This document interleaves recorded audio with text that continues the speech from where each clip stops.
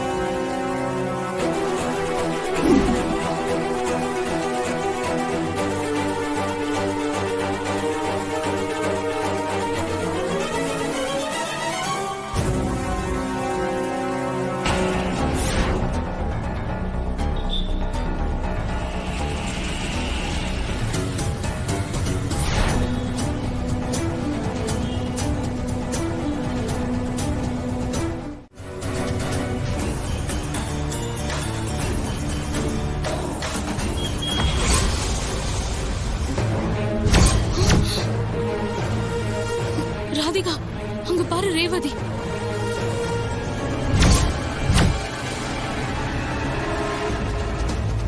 ஒருவேளை அந்த பொண்ணு நம்மள தேடிதான் வந்திருக்குமோ? தெரியலம்மா.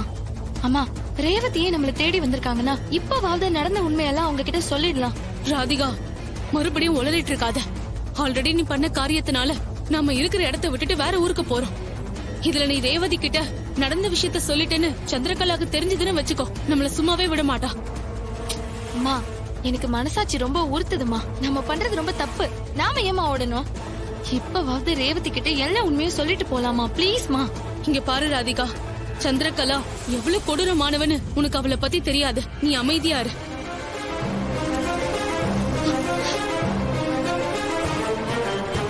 மேடம் நில்லுங்க, டிக்கெட் காமிங்க. நல்ல ஒருத்தவங்களை பா. சரி போய் பாருங்க. ராதிகா கீழே குனிஞ்சுக்கோ.